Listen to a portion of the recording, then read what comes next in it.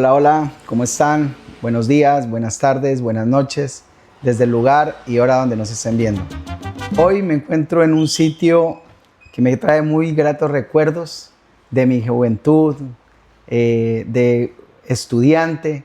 Estuvimos compartiendo con una compañera en esta casa algunas fiestas que se hicieron acá. Y hoy me encuentro con la persona que nos enseñó a muchos y que estuvo rodeado de muchos jóvenes y muchos deportistas en el departamento del Putumayo y en especial en Mocoa.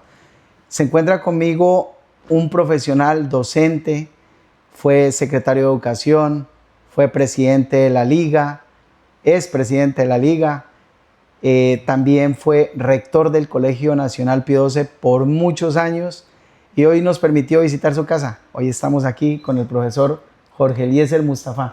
Profe, ¿cómo está? Muy Bienvenido buenas a la esquina del tardes. barrio.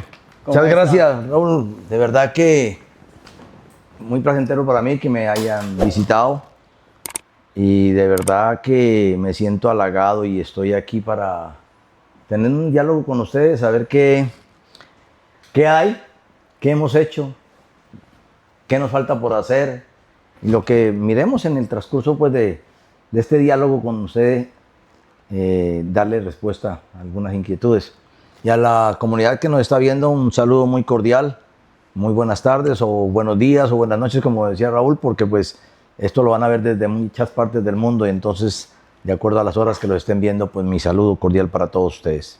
Muchas gracias. Profe, muchas gracias por permitirnos estar aquí. Quiero que nos cuente quién es Jorge Mustafa. Bueno, a ver, yo una persona, me catalogo que siempre he sido una persona sencilla, humanitaria, una persona que siempre pensó en su gente, en su pueblo, en sus estudiantes, en el deportista, en toda aquella gente necesitada, porque yo he venido haciendo mi vida fuera de la docencia, pues que estuve 10 años. Soy licenciado en Educación Física, el primer licenciado que tuvo el Putumayo. Fue una época muy difícil porque cambiarle la mentalidad a los estudiantes de qué era la educación física era muy difícil porque todo era jugar fútbol y una pelotica que lanzaba el profesor y cada uno juegue y haga lo que quiera. Y llegar a cambiar esa mentalidad sí fue difícil, pero lo logré. ¿En qué universidad estudió, profe? Yo soy egresado de la Universidad Pedagógica Nacional en la licenciatura. La especialización en gerencia educativa la hice en la CEMAC en Pasto y la maestría la hice con la Santo Tomás de Aquino en la ciudad de Bogotá. Igual pues eso me ha servido pues más que todo como por gusto y gana, ¿no? Digamos, sobre todo la maestría, porque pasados los 50 años me puse a estudiarla y no iba a conseguir nada económico por eso, pero me llevé la satisfacción de ascender hasta la maestría. Estuve por arrancar con el doctorado y aún todavía me pican las ganas de meterme. Son 3 años más otro año de trabajo. Pues voy a ver, porque es que uno así no se puede amontonar, uno pensionado ya no se puede amontonar en la casa, uno tiene que buscar momentos y cosas que lo entretengan. Y para mí el estudio siempre ha sido vital, ¿no? Sí, Y es cierto. si me animo, arrancaré, vamos a ver. Nunca es tarde. No, sí. Hay que hacerlo. Eso es cierto. Don Jorge, sus padres, ¿quiénes eran? Bueno, a ver, ¿qué te puedo decir ahí? Primero me gustaría como contarte el por qué el Mustafa, ¿no? Acá. Cuénteme el por qué el Mustafa. Cuéntenos. A ver, hay que irse por los años 1940, 42, cuando la guerra del Medio Oriente obligó a muchos árabes a buscar otras alternativas de vida y un grupo de 27 árabes pensó en América, pensó en Brasil y se enrutaron en embarcaciones en aquellos años, entre esos el abuelo Ali Mustafa, yo creo que mucha gente de Mocoa lo recuerda. Él arrancó con unos compañeros a buscar Colombia para de ahí buscar Brasil y entraron precisamente por Cuba. Salieron 27 árabes, en Cuba se quedaron algunos y continuaron su viaje hasta Barranquilla. En Barranquilla, averiguando cómo hacían para llegar al Brasil, tomaron la ruta del río Magdalena hasta Girardot. En Barranquilla también se quedaron otros. En Girardot también. Incluso ustedes muchos conocieron a Hassan Saleh, que era propietario de los billares, el padre de él era árabe. Y ellos fueron uno de los que se quedó por allá en Girardot, y allá nació Hassan y después ya se vino por acá. Bueno, llegaron a Girardot y buscaron la ruta pues para poder llegar a Brasil. Algunos les decían que por Nariño, pasando por el Ecuador al Perú, el Perú buscar la ruta hacia el Brasil. Y a otros les dijeron que por el Putumayo. Tendrían que llegar por el río Putumayo a coger Puerto Asís, el río Putumayo, y de ahí sí arrancar por el río Putumayo, a coger el Amazonas y entrar a Brasil. Uno de ellos fue mi abuelo. Entró por Pasto y bajó hasta San Francisco. En San Francisco se quedó un buen tiempo y ahí nació mi papá, don Héctor Mustafa. Don Héctor es... Él es mi papá. De San Francisco, pues, Putumayo. Sí, señor. Ya. Entonces, con la abuela Magdalena. Entonces, ahí nació él y mi abuelo, perdón, ya por cuestiones de frío no se adaptó mucho, pues en el frío, pues viene de Arabia, donde pues desierto y todo eso, pues los calores más grandes. Claro. Entonces venirse a parar a San Francisco, pues eso lo estaba matando. Ese frío lo estaba... Por aquí no es lo mío, dijo, y arrancó en caballo, pues por la ruta de Sachamates, por donde están haciendo ahora el camino de Herradura. El camino de Herradura, donde están haciendo ahora la variante a San Francisco. Sí. Y por ahí llegaron a Mocoa. En Mocoa estaba el Hotel Amazonas, que lo administraba mi abuela de crianza, Laura Vallejo. El Hotel Amazonas queda donde ahorita es Cotrahuilca, quedaba pues donde es Cotrahuilca, en la vieja casa de las tías. Sí. Y se enamoró de la abuela y dijo, aquí no hay Brasil, aquí no hay nada, aquí me quedo. Y se quedó. Se quedó en el Putumayo. Se quedó en el Putumayo. Bueno, y en esas cosas pues él empezó a comercializar por el río Putumayo. Él bajaba con arroz, con panela, y de allá subía con pieles, con pescado, ya el famoso pescado paiche que tanto recuerdan mis amigos, que sí. ya era lo que vendía el abuelo. Y entonces, en esas idas y venidas, ya que hacía él por el río Putumayo, hasta Leticia en algunas veces, otras veces hasta Leguízamo. No recuerdo muy bien si fue que mi papá si estaba prestando el servicio militar o en una de esas bajadas a acompañar al abuelo, fue que apareció por allá este hermoso muchacho. ¿Ya? Allá en Puerto Leguízamo. ¿Nació usted en Puerto Leguízamo? Yo soy de Puerto Leguízamo. Puerto Leguízamo. Y entonces, esa es la historia de uno que, pues, algunos la saben, otros pues ya no la conocen, pero bueno, yo siempre la he compartido con mis amigos, haciéndoles entender que yo no me hice de la nada, yo tuve que arrancar a seguirle los pasos al abuelo. Y en una de esas bajadas de la abuela y el abuelo, pues, apareció mi mamá y le dijo, aquí está su nieto. Las condiciones de ella no eran las mejores, y ellos dijeron, no lo llevamos. Y me trajeron a Mocoa, más o menos de año pasadito, un año, o sea, digamos, bebé todavía. Y me albergaron en la casa de ellos. Yo me crié con mis tías, que hicieron el papel de madres. Tía Alia, que en paz descanse, hace poquitos días se nos fue. Tía Mercedes, que se la llevó el COVID. Tía Alicia, que es la que está ahorita todavía con nosotros. En aquel tiempo, el tío Nori, no sé si alguno de ustedes ha tenido la oportunidad de hablar, fue un gran futbolista, creo que de los mejores futbolistas que ha tenido el departamento, incluso estuvo por el Deportivo Cali.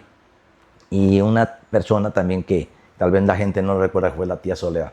Yo me crié en el seno de 5 tías que me dieron todo: cariño, amor, estudio, todo.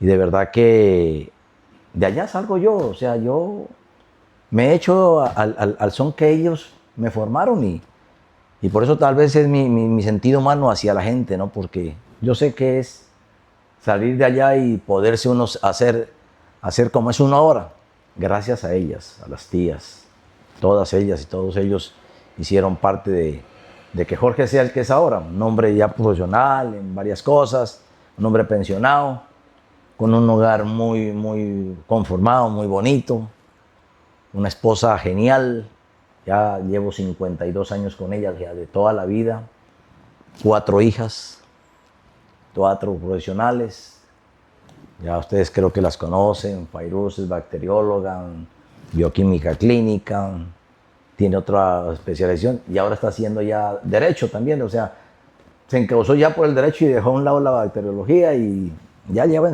como 7º semestre. Amy, pues que es compañera suya, Médica. egresado, médica, pediatra, neonatóloga.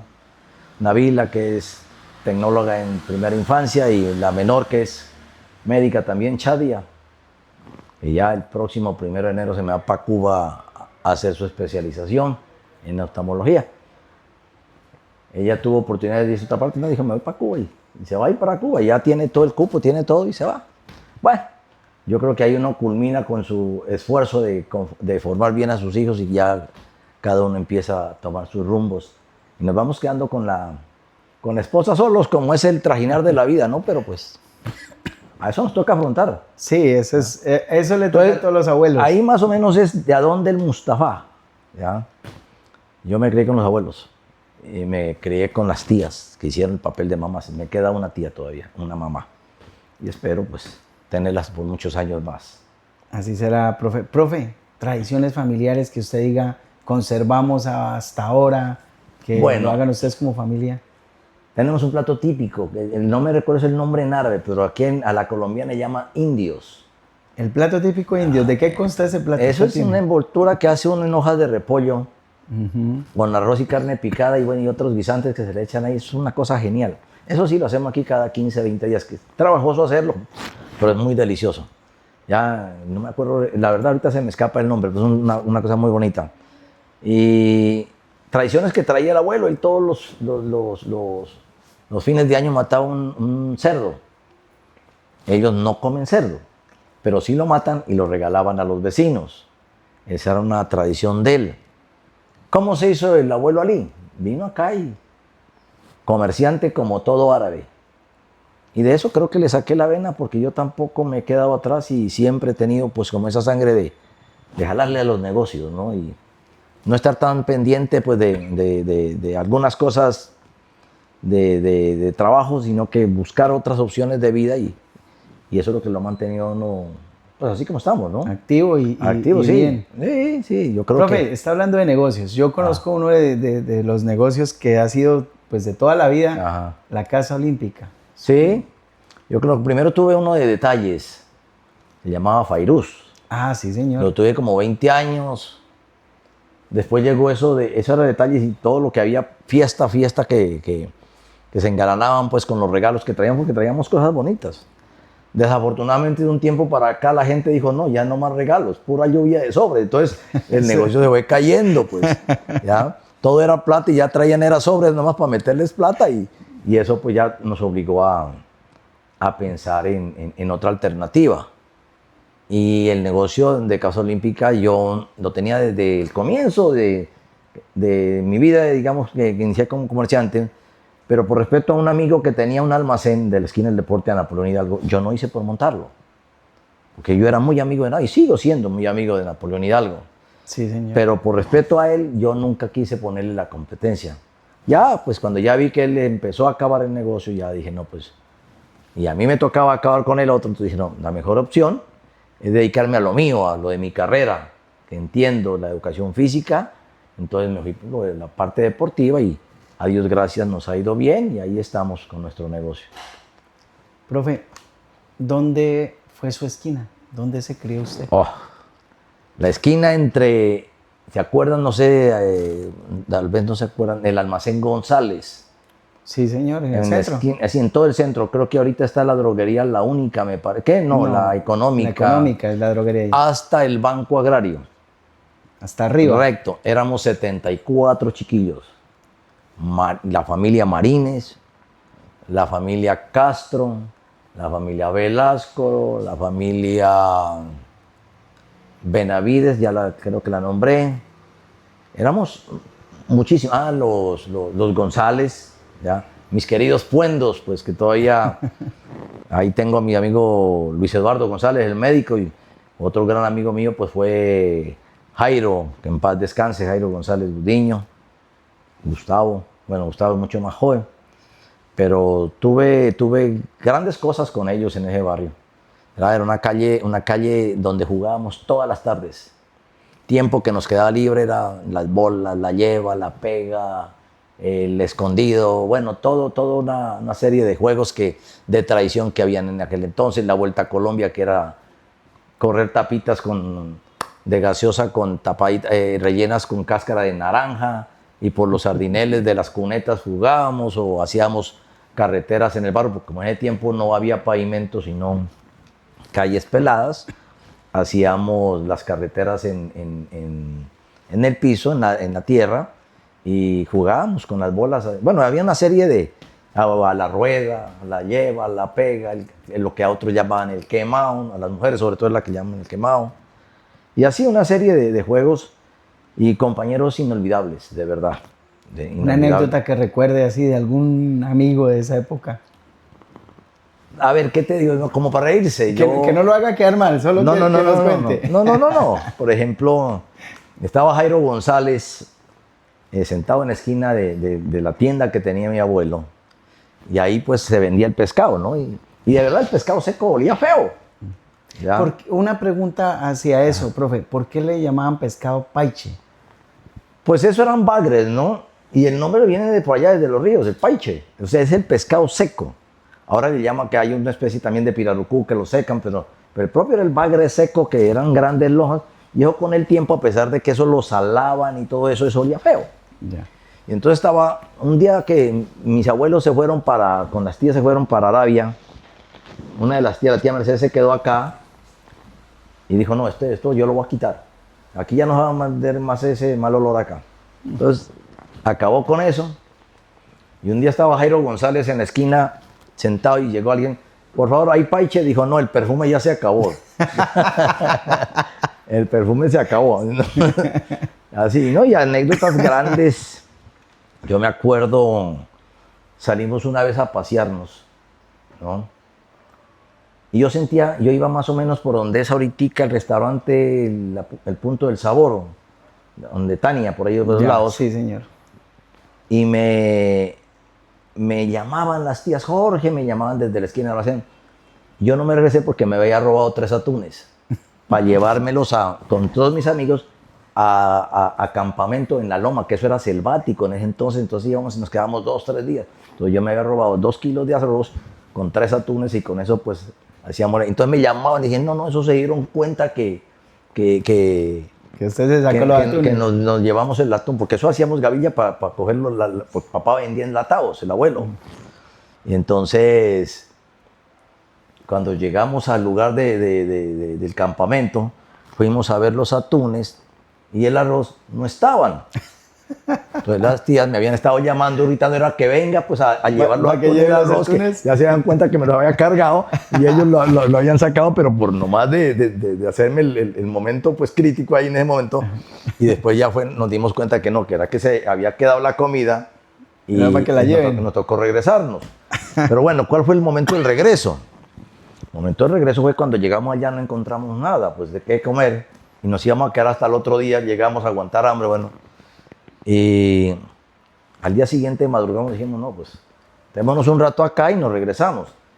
Y en ese tiempo habían salido esas películas chinas que eso echaban con espada y todo eso y hacían sonar.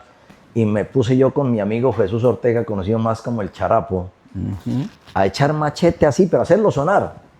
Y en un momento que hicimos el machete hacia atrás, pasó Jairo Viveros y le zampamos un corte en todo el mentón. Él tiene una cicatriz acá, y claro, le llevamos medio mentón ahí esa vez, y nos tocó regresarnos. Porque eso le hicimos una herida bastante grande, y ahora pues el problema era entregárselo al papá porque se había ido sin permiso. Y entonces el susto, pues él era médico, Igual llegamos, el señor muy caballero, dijo, no, son experiencias de su vida, mijo. Y el niño lo llevó al hospital a hacerle las suturas y todo eso. Y pasó y seguimos siendo amigos y todo eso. ¿Ya? Y con los amigos del barrio tuvimos circo. ¿Hicieron un circo? Hicimos ustedes? un circo. Ustedes recordan, no, ustedes todavía eran pollos, no, habían nacido tal vez. El circo que venía se llamaba Román de los Reyes. Y la carpa la colocaban ahí en donde estacionan las camionetas que van a Villagarzón, entre el Mercado Viejo del centro y la familia Chamorro. Sí. Ahí eran las carpas y ese circo se llamaba Román de los Reyes. Y nosotros, cuando se iban, armábamos nuestro propio circo, con los Marines, los González, ¿ya?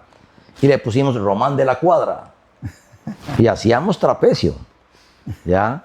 Hacíamos locuras. Y un día en el trapecio teníamos que dar una vuelta y me agarré de las piernas de uno de los compañeros y se vino el trapecio abajo y nos pegamos un cipote pepo allá abajo.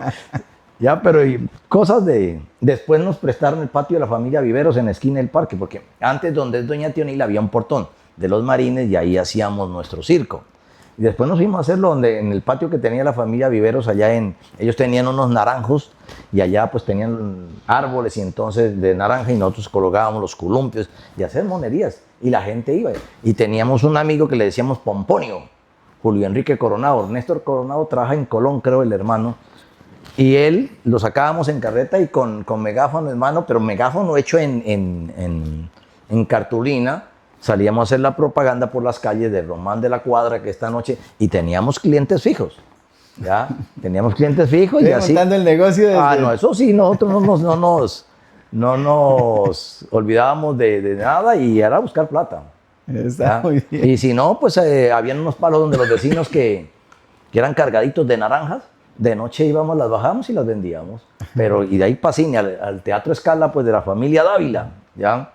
No nos perdíamos película, pues porque eso sí, que la buscábamos para ir. Y así hay mucha cosita con los amigos de ahí del barrio que... Profe, memorables. ¿deporte que usted practicó? El fútbol. El fútbol, pero en los 3 palos. ¿Usted fue arquero? Yo fui arquero. Sí, señor. Yo fui arquero y alcancé a estar en la selección Pío XII. Y ahí, de ahí fue que tal vez me nació como la gana de estudiar la educación física. ¿Ya? Y creo que gracias a esa carrera, pues digamos, me fue muy bien, ¿no? Me fue muy bien porque eso me abrió espacios en varias partes. Y no me arrepiento de haber estudiado eso. De verdad. En ese tiempo era una cosa, digamos, para la gente, una cosa de costura. ¿Cómo? ¿Una educación física? Claro, pues como nadie hacía educación física como era, entonces decían, porque los anhelos de mis tías era que yo fuera médico, ¿ya? Incluso tuve para irme a la Argentina, me pagaban ellos estudiar allá, pero pudo más el amor que la gana de estudiar una medicina, porque decía, de aquí a Argentina, eso que eran como 10 horas en ese tiempo, en aviones de esos sencillos que habían antes, y no, me enamoré y aquí me quedé. Y aquí lleva 50 y tantos aquí años ya. Sí, señor. Bueno. Profe, toquemos un poquito sobre su perfil profesional. ¿Fue docente? ¿Sus inicios de docente fue a ver, lo primero que hice fue, cuando salí de bachiller, la tía Alicia era, creo que secretaria de gobierno, entonces me dijo, Jorge, pues antes de irse a estudiar, vas a trabajar. Entonces me nombraron profesor de San Agustín, yo ahí trabajé 4 meses. De ahí me fui a presentar a Bogotá, en ese entonces a la Universidad Nacional. Las fechas a medicina se habían pasado, me quedaban para presentarme a arquitectura. Me presenté, pasé, pero yo era consciente de que yo para eso no estaba. Me fui a la Universidad Pedagógica Nacional también y ahí me presenté a la licenciatura. Había un señor que se llamaba Justiniano Quiñones Angulo, un tumaqueño que ayudaba mucho a la gente a estudiar. Y dijo, no hay problema, tranquilo acá, hermano. Alístese, enseñan a estudiar. Y ahí me quedé y me encariñé a esa carrera. Y empezar, como les decía al comienzo, fue difícil, ¿no? Cambiarle la mentalidad a la gente, al punto que tengo una anécdota que Llegó una alumna y me dijo un día, dijo, ¿pero qué? Va a quedar uno con esa chimbada. ¿Seguro? Le dije. Bueno, pasó el tiempo y no le tiré. Le califiqué lo que sacaba. Sucede que en grado 11 perdió la educación física. Y a eso le arrimaron matemáticas y le arrimaron física. En otras palabras, perdió el año. Se me vino el mundo encima. Había un profesor que trabajaba ahí a decirme que cómo la voy a dejar, que ni sé qué. Pues si no pasó, demuéstreme que de pronto yo le haya tirado, le califiqué lo que era, simplemente que no le di una décima, no le di una centésima y perdió el año, perdió el 11. Me imagino el problema No, que tuviste. lo chinche, pero no, yo sabía que la iba a pasar al final, pero dije, esas palabras que me dijo, que quién se va a quedar en esta chimbada, pues sin necesidad de tirarle, la apreté. Y la hice llorar como unos 15 días. ¿Le diste una lección? Sí, le di una lección. Finalmente le ayudé. ¿Para qué nos vamos a decir mentiras? Finalmente la ayudé. Pero le cobré de buena forma el haber denigrado de una carrera que estaba apenas iniciando en el departamento. Porque en ese entonces me di el gusto de ser un profesor de danzas.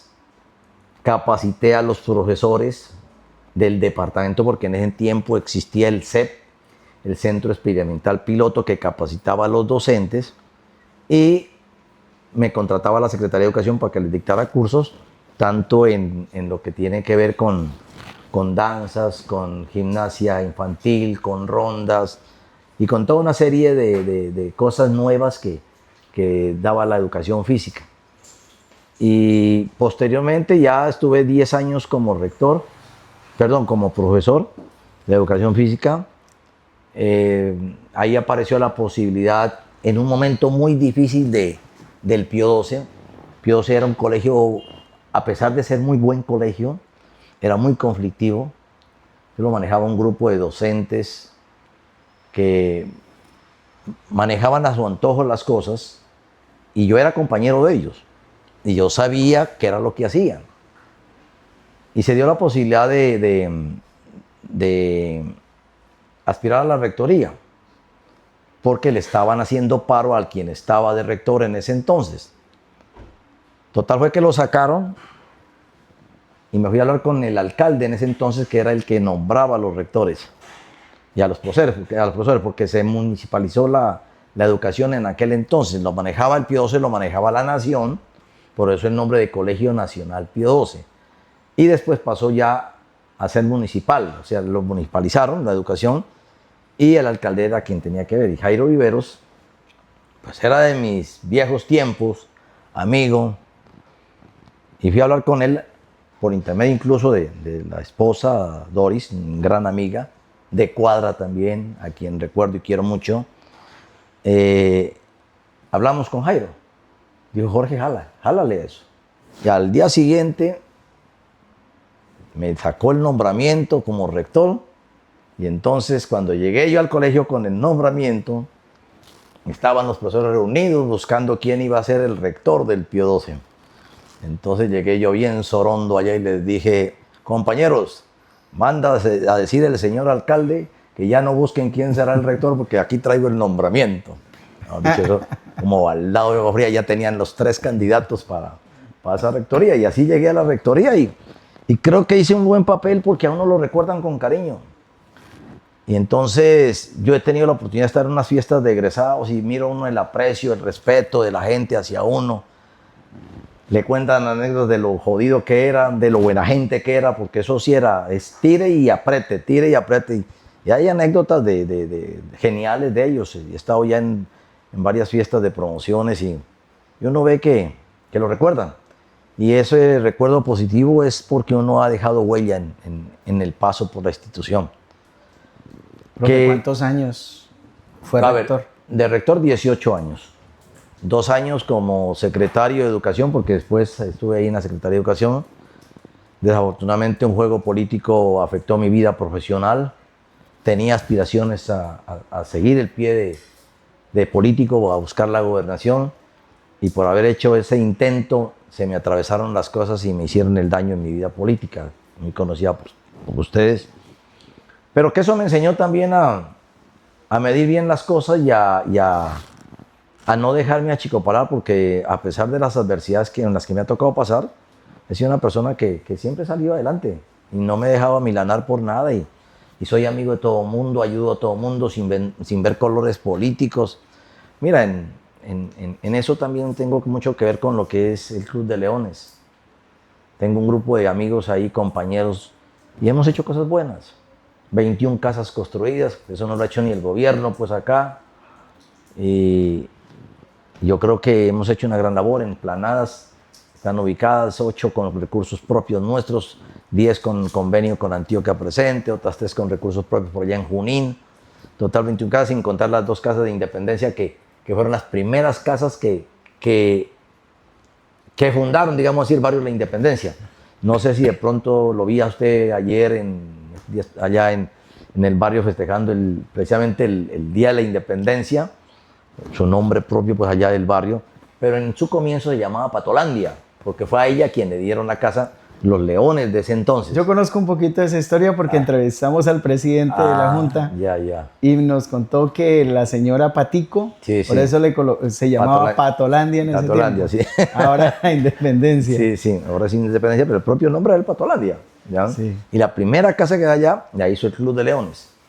Entonces, hemos hecho una gran labor y sin contar con las brigadas de salud, sin contar con la entrega de regalos en diciembre, con la entrega de kits escolares en enero, de ayudarle a la gente en uno u otro problema, a los deportistas, bueno, toda una serie de acciones que hemos hecho con el club y ahorita nos aprestamos ya a hacer unos locales comerciales sobre la Avenida Colombia, 8 locales comerciales, ya tenemos la licencia de construcción, ya estamos esperando nomás unas cotizaciones para arrancar con esa obra y dejarle a Mocoa pues una cosa bonita, ¿no? Porque ya los diseños y todo eso están listos. Y también fue parte de mi vida, digámoslo, el fútbol. En la liga de fútbol estuve 32 años. Me da risa cuando pues a veces me preguntan, no, pues ahí me pensioné, o sea, pensión de guerra, hacia pensión de jubilación, más pensión de la federación, no, este man está lleno. Pero mentiras, no, el fútbol no deja nada, el fútbol lo que le deja a uno es gasto, eso no da pensión, eso no da nada. Y no que uno por verlos comer prójimo nomás le estorea la lengua, pero no, es mentira, el fútbol no. Y ahorita me está reemplazando Napo, Hernando Viveros Calderón. Ha arrancado muy bien, ha hecho unas cosas buenas y hay que apoyarlo en todo lo que nosotros podamos para el bien del fútbol y sobre todo de la juventud. Profe, ¿qué significó para usted ser rector del Colegio Pío XII por tantos años? Cuando yo le manifestaba a Raúl que a uno le agradecen, es eso, es la labor cumplida. Creo que tuve muchas cosas más por hacer, pero hice cosas buenas ahí. Yo soy consciente de eso. Primero que todo, en lo que tiene que ver en la parte docente, los capacité para mejorar la calidad de la educación. Los capacité en diferentes temas. La infraestructura la mejoré. Le hice un coliseo gracias a la ayuda del doctor Jorge de Villamurcia cuando fue gobernador y de Iván Gerardo Guerrero. El coliseo que fue el primer coliseo que armamos acá en la institución. Ahora, Dios gracias, pues ya los gobiernos departamentales han entendido que eso es lo mejor que se le puede dar a una institución, además del apoyo logístico. El cierre lo hicimos con la presidencia de doña Luz Ángela. Yo he tenido apoyo de gobernadores sin distingo de color político. A mí me ayudó mucho Salvador Lazo, conservador, con la presidencia de don Roberto Liñeiro, que también fue parte fundamental en mis años de rector, la señora Luz Ángela, el doctor Jorge Devia, el doctor Iván Gerardo, o sea, de todos los colores políticos, siempre me dieron la mano y por eso pude trabajar en la institución, hoy Institución Educativa Pío XII. Anécdotas de ese colegio, hartas, buenas, malas, tristes, pero quedo con la satisfacción de... ¿Quién fue el artífice de los Pío Bingo? Yo fui el que me inventé ese cuento del Pío Bingo, precisamente para hacer infraestructura. Le cambiamos todos los techos a la infraestructura vieja que había, que eso era con palos de rollizo, palo negro, y eso ya estaba todo malo, entonces había que cambiarle todo eso. había que hacer un corredor hacia la cafetería, terminar el cierre frontal que tenemos en el colegio en ladrillo. Todo eso lo hicimos con los piobingos. Y la verdad era un bingo muy bien organizado. Claro que también tengo una anécdota de esos bingos. Usted no dio cuenta que, bueno, es que es cierto, ustedes eran muchachos. Siempre se ganaba esos bingos el Michino o Gustavo González. Y decíamos, pero jue madre, pero es que todos los bingos, no hay bingo que ganen. Sean los dos. Cuando en una de esas, creo que fue Michín, si no estoy mal, Germán Chamorro, Narváez, tío suyo creo que es. Es mi tío, sí, señor. Cuando, que bingo, dijeron, pero otra vez el Michín. Claro, fuimos a ver la tabla, claro, salió. Cuando corrimos una y se corrió un número de encima. Claro, ¿qué era lo que hacían? Habían cogido los números de los almanaques, que vienen los glosarios de los almanaques, los habían forrado en contact, y si salía el 15 y no lo tenía, entonces metía el 15.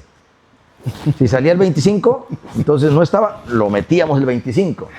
Y entonces, claro, eran los primeros en acabar, pues, y entonces decíamos, pero ¿cómo?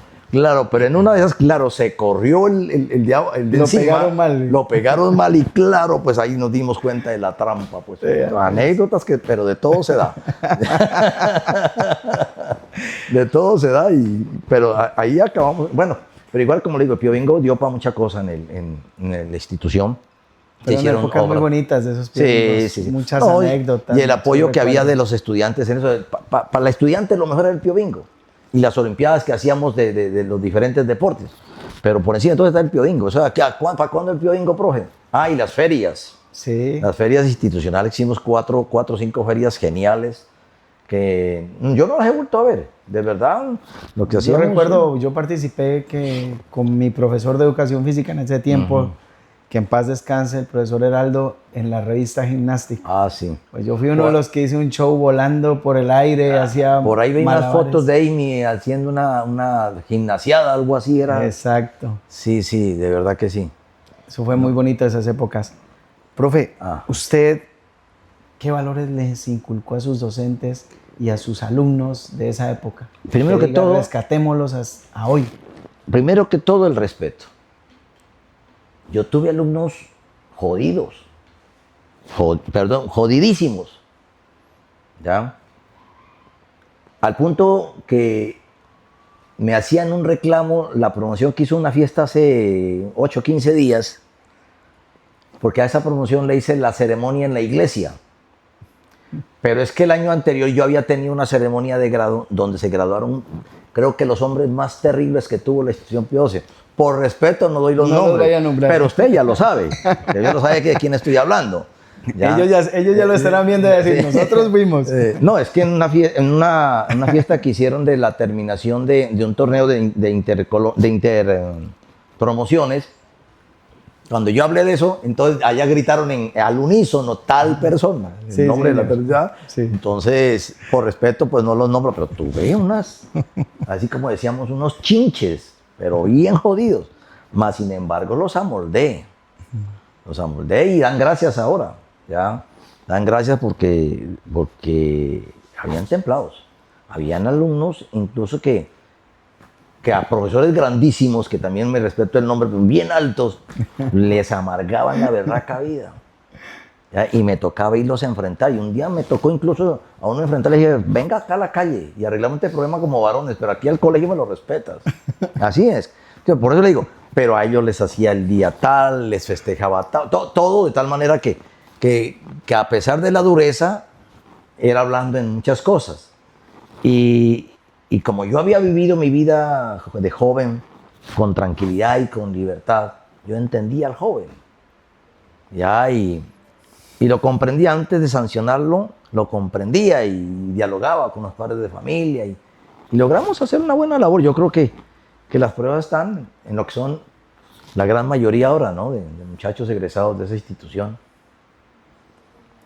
Profe, ¿qué representa para usted el Colegio Nacional Pío XII ya hoy? Mi vida, gran parte de mi vida. ¿Por qué? Allá estudié los 5 años de primaria. Estudié los 5 años de secundaria, los 6 años de secundaria, 11. hice la práctica docente porque la Universidad Pedagógica Nacional me mandó al Pío 12 a hacer mi práctica docente, como quien dice, el rural de los médicos. A mí me tocaba hacer un semestre de práctica docente acá y eso. Fui profesor, 10 años. Fui rector, 18 años. Entonces, si vamos sumando lo de la escuela, más los 6 de son 11, más el otro de práctica son 12, más el tiempo de rector, de profesor 10, son 21, más 18, bueno, son como 38 años de vida en el Pío 12 o 40 años de vida. O sea, fue mi vida y la sigo extrañando y la sigo apoyando en lo que a mí el rector actual me diga, en lo que yo pueda apoyarle y colaborarle, lo hago. ¿Por qué? Porque uno tiene que ser agradecido. Eso me formó, me educó, me dio la posibilidad de trabajar por ella, de compensar lo que la institución ha hecho por mí y lo que yo hice después por la institución. ¿Usted qué siente cuando lo saludan los exalumnos y sus alumnos que conoció de toda su vida? La verdad que hemos hecho buena amistad. O sea, a muchos de pronto no los saludo porque no me acuerde ya, porque es que como uno los ha tenido tan jóvenes. Yo, por ejemplo, en la fiesta de hace 15 días, a mucha gente no la conocía. Y entonces, a veces los saludo, me dice mi esposa, ¿y quién es? De verdad, porque claro, han cambiado tanto. Los conocí flaquitos y ahora son unos tanques grandísimos y entonces uno ya nos engordamos un poquito. Ya no son los mismos. Pero no, la satisfacción, como le dije a un comienzo, el de haber cumplido me llena de satisfacción. Yo le pregunté por su esposa, ¿cómo se llama su esposa? Doña Rusmagola Gaviria, una gran esposa. Como le digo, los años de permanecer con ella lo dicen todo. 52 años de estar con ella. Madre excelente, fue una funcionaria pública excelente. Como madre, como amiga, como vecina, como compañera, excelente en todo el sentido de la palabra. Y ella es parte de mi vida, ¿no? Digamos lo que hemos luchado juntos y lo que tenemos los hemos hecho con el esfuerzo de los dos. Hemos sido unas personas no derrochadoras, medidos en todo. Hemos tenido dificultades como todo matrimonio, pero hemos sido lo suficientemente capaces de afrontar las cosas, de salir adelante y hasta ahora el amor no se acaba. Profe, ¿qué se siente ir a un mundial? No, pues es otra vida, es otro cuento, eso sí. La verdad que aunque es estresante, pero no, pues lógicamente yo gracias al fútbol conocí medio mundo, como 32 países, porque estuve en 6 mundiales y mientras de partido en partido, o sea, quedan 3, 4 días, nos íbamos a conocer otros países y conocer parte de Europa, de Sudamérica, Estados Unidos, eso y gratis todo, pues lo mejor, ¿no? O sea, y además que también le dan platica a uno allá para la gaseosa, digámoslo así. Para moverse, entonces, hoteles 5 estrellas, comida de la calidad 5 estrellas. De la mejor. De la mejor, y en buffet lo que uno quiera. Y de buenos hoteles.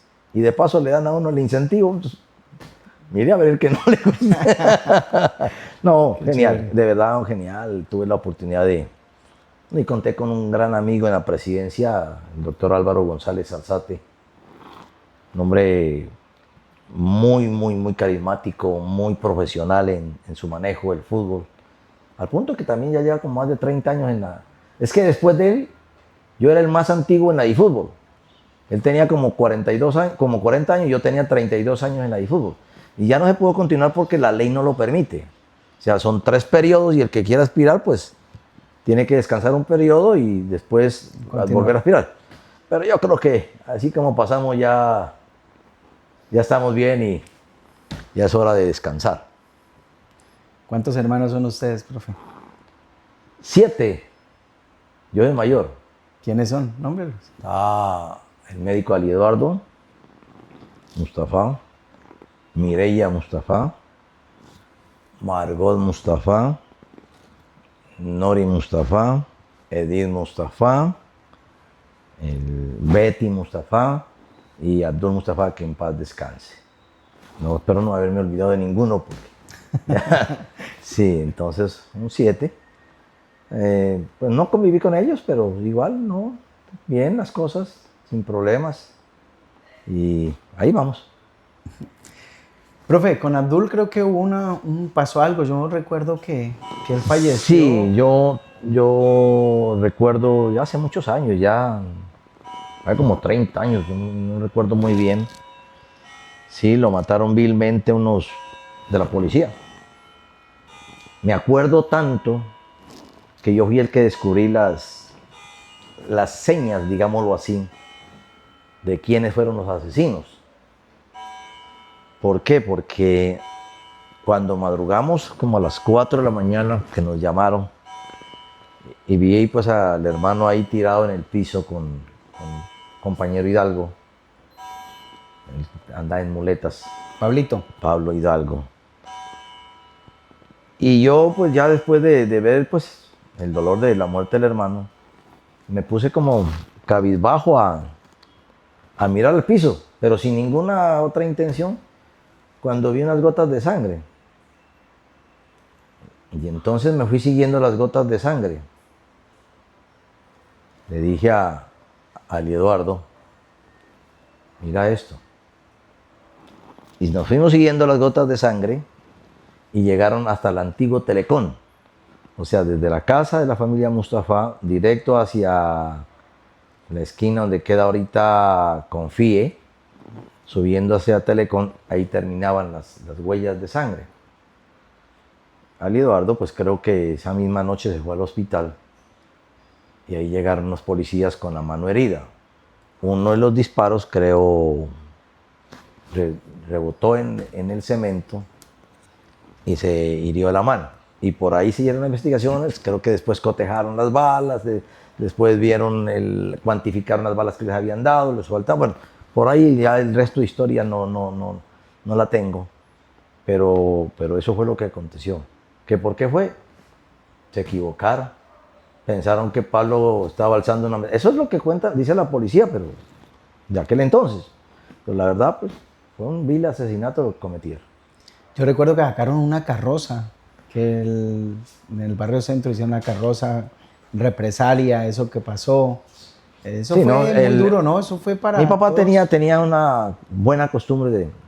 Él era de los que hacía las mejores carrozas y ganó varias veces. Ganó de vez por un artesano muy dedicado a eso. Le gustaban y de pronto sí, en una de esas pues hicieron una réplica de lo que había acontecido. Y, pues creo que a los asesinos los condenaron a muchos años de cárcel. Creo que fueron 2 los que estuvieron en eso. Y no sé ya después de la vida ellos qué pasaría. Profe, ¿qué mensaje le gustaría dejarle a sus amistades hoy? Ahí están las cámaras. Denles un mensaje. Bueno, primero que todo que seamos humildes con todo el mundo. Que busquemos el bien social. Que busquemos ayudar a quien nos necesite. Que la opulencia no nos deja nada. Y que respetemos al vecino, al amigo, al ciudadano del común, al que tiene, al que no tiene. Y seamos unas personas del común de la gente y que le sirvamos a la gente. Eso. Profe, muchas gracias. A ustedes también muchas gracias, de verdad que ha sido una charla muy amena.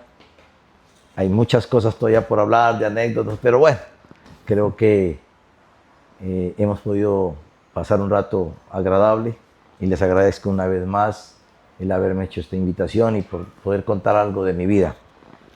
A la comunidad que nos está escuchando también muchas gracias por tomarse su tiempo, por escucharnos y en lo que podamos servir, con mucho gusto aquí estamos. Muchas gracias.